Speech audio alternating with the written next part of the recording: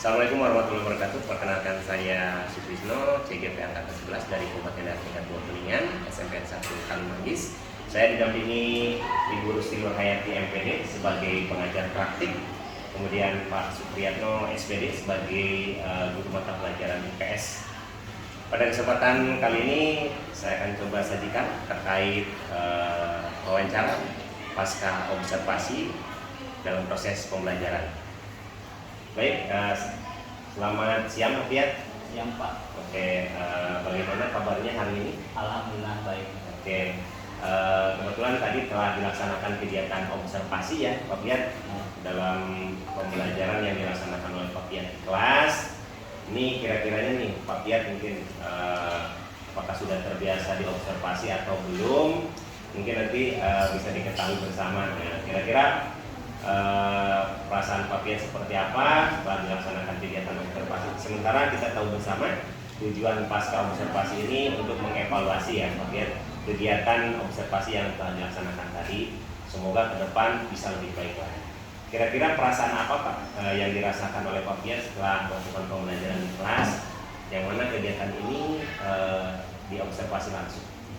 Untuk perasaan yang saya rasakan mungkin pada awalnya tegang ya Pak, tegang terus karena tidak terbiasa, tapi alhamdulillah setelah diobservasi oleh Bapak saya merasa senang, bisa lebih baik lagi, dijadikan pengalaman ke depannya untuk belajar di kelas lebih baik lagi.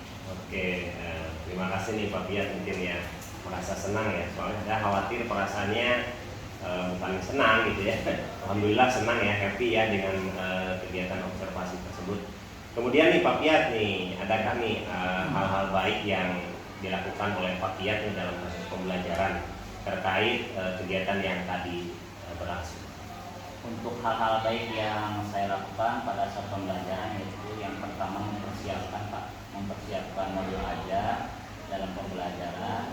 Yang kedua saya membuat metode pembelajaran yaitu menggunakan PBL yang diferensiasi, jadi berfokus pada siswa.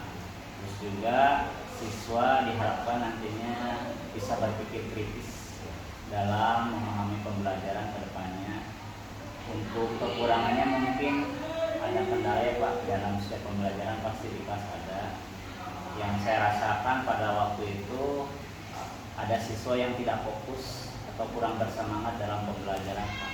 Dan juga waktu yang mungkin kurang ya Pak, kurang dalam pembelajaran yang mungkin jadi kendala pada saat. Ya, berarti hal yang baik yang dilakukan oleh Pak Fiat sudah melaksanakan proses kegiatan belajar sesuai dengan modul yang disiapkan, sesuai dengan rencana pembelajaran yang dilaksanakan. Kemudian mungkin sudah memanajemen kelas sedemikian rupa ya. Meskipun memang ada kekurangan terkait keaktifan siswa yang masih ada yang kurang fokus. Oke, ini seandainya kalau diskalakan nih, kan ada skala 0 sampai 10 ya. Dari 0 sampai 10 kira-kira Pak Fiat berada di posisi mana Pak Fiat? Kalau di 0 sampai 10 mungkin saya berada di nomor 7 sampai 8 ya Pak. Karena saya rasa dalam pembelajaran yang saya lakukan masih perlu adanya evaluasi ya, untuk lebih baik lagi dalam proses pembelajaran. Kalau dilihat itu mungkin 7 sampai 10. 7 sampai 10 ya. Sudah bagus Pak, itu 7 sampai 10 sudah bagus, tapi mungkin tinggal sedikit lagi lah, tinggal ditingkatkan ya. Ini Pak Fiat, adakah hal-hal nih dari yang tadi skala 7 sampai 8, mungkin Pak Fiat kan punya target mungkin sampai 10 nih. Kira-kira hal-hal apa yang perlu Pak Fiat tingkatkan untuk mencapai target tersebut? Untuk hal-hal yang saya lakukan untuk mencapai target tersebut, yang pertama mungkin saya merubah metode pembelajaran yang mungkin awalnya umumnya yang dilakukan oleh guru-guru ceramah. Jadi saya menggunakan metode pembelajaran berdiferensiasi, terus juga melakukan diskusi kelompok juga yang berfokus pada siswa. Jadi siswa nanti diharapkan dengan permasalahan ya. Jadi nanti siswa bisa lebih aktif lagi dalam proses pembelajaran. Terus juga saya membuat media pembelajaran yang bisa menampilkan video, audio, visual. Supaya apa? Supaya siswa lebih memahami dengan tayangan tersebut yang ditampilkan pada saat pembelajaran. Berikutnya untuk mengatasi rasa bosan dan jenuh kendala yang dialami, saya melakukan ice breaking, Pak. Saya selalu melakukan ice breaking pada saat pembelajaran. Karena apa?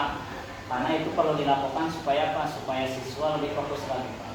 Lebih fokus lagi. Saya mengajak siswa melakukan permainan, ya, permainan supaya apa? Membawa aura positif atau kesenangan pada siswa.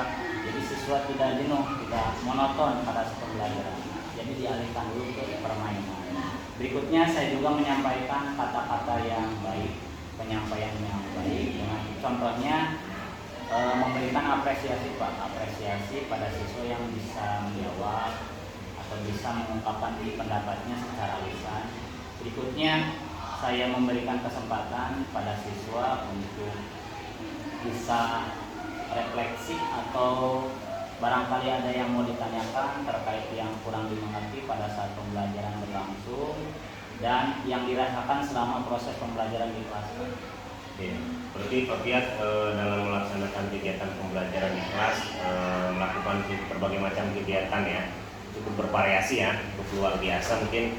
Berarti tadi mengkombinasikan antara PBL ya, pembelajaran business learning dengan pembelajaran yang memang lebih mengarah kepada pembelajaran berdiferensiasi mungkin ya Pak ya, termasuk juga menggali tadi ya, menggali berbagai macam potensi yang ada pada diri siswa, mereka diajak mindfulness, diskusi juga ya, termasuk mungkin Pak Piat menerapkan pembelajaran secara emosional ya Pak ya.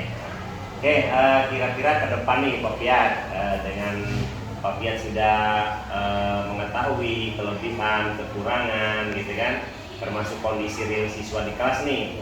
Kira-kira rencana ke depan supaya lebih baik lagi, tindak lanjutnya akan seperti apa Pak? Untuk tindak lanjut yang saya lakukan ke depannya lebih memotivasi siswa lagi dalam belajar, Pak. Dengan cara saya memberikan hal-hal yang baik dengan cara penelitian tindakan kelas, jadi saya bisa memahami karakter anak-anak di kelas nantinya. Terus juga yang akan saya lakukan tindakan ini itu berkolaborasi dengan rekan sejawat atau dengan rekan sesama guru mata pelajaran supaya apa? Supaya pembelajaran lebih baik lagi. Dan juga tentunya tidak lupa evaluasi, Pak. Evaluasi yang dilakukan itu penting pada saat pembelajaran karena untuk bisa lebih baik lagi nantinya dalam proses pembelajaran. Oke.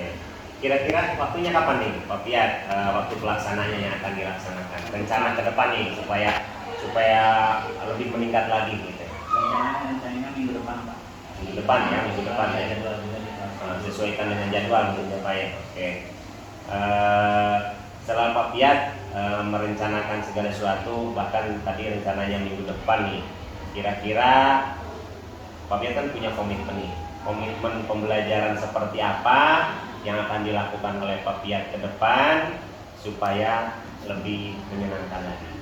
Komitmen saya yang akan saya lakukan ke depannya untuk lebih baik lagi, yang pertama tentunya harus ada persiapan ya Pak, persiapan yang baik, terus juga harus disampaikan tujuan pembelajaran itu penting ya Pak di kelas, dan juga mungkin merubah metode pembelajaran yang menyenangkan. Jadi intinya supaya siswa lebih senang, biasanya dalam belajar juga enak Pak, dan juga fokus pada siswa. Jadi tidak hanya kita saja. Jadi siswa diharapkan aktif dan kritis. Adanya peningkatan, ya. Peningkatan pembelajaran ke depannya. Jadi intinya siswa harus paham apa yang kita sampaikan ke depannya dengan berbagai nantinya ada model pembelajaran yang saya berikan. Model pembelajaran mungkin tadi seperti yang saya sampaikan yang variasi dan berdiferensiasi ya Pak ya, maksudnya mengungkapkan kebutuhan murid, termasuk juga mungkin terintegrasi itu ya yang tadi Pak PSN juga ya. Oke, terima kasih Pak Piat ini atas wawancara dan waktunya yang diberikan. Mohon maaf mengganggu waktu luang pada kesempatan hari ini. Semoga kegiatan pertemuan kita di pasca observasi ini bermanfaat dan bisa meningkatkan proses pembelajaran bagi siswa. Mudah-mudahan dengan kita lebih berpihak kepada murid, lebih mengembangkan ide dan gagasan mereka, pembelajaran bisa lebih aktif, inovatif, kreatif, dan menyenangkan. Semoga dalam pembelajaran ataupun metode yang diterapkan dan tadi yang PBL gitu ya bisa terintegrasi dengan baik juga dengan PSE-nya ya, kemudian pembelajaran berdiferensiasinya, semoga ke depan lebih baik lagi. Terima kasih atas waktu yang diberikan Pak Pian sebagai guru mata pelajaran IPS ya Pak. Kemudian Ibu Rusti Nurhayati MPD sebagai pendamping kami, sebagai pengajar praktek, atas waktu yang diberikan kepada Ibu. Terima kasih Pak Pian. Sudah berkenan ya Pak Sutrisno selaku CGP melaksanakan observasi di kelas. Jadi percakapan di pasca observasi sudah mulai kriteria semua. Semoga Bapak bisa mempertahankan tadi ya. Saya tertarik sekali dengan PBL itu kolaborasi dengan tadi diferensiasi ya, dengan PSE juga ya. Semoga bisa dipertahankan ya Pak. Terima kasih Pak Trisno sudah melaksanakan observasi di kelas Pak. Oke, terima kasih semuanya. Demikian pasca observasi kali ini. Kurang lebihnya mohon maaf. Wassalamualaikum warahmatullahi wabarakatuh.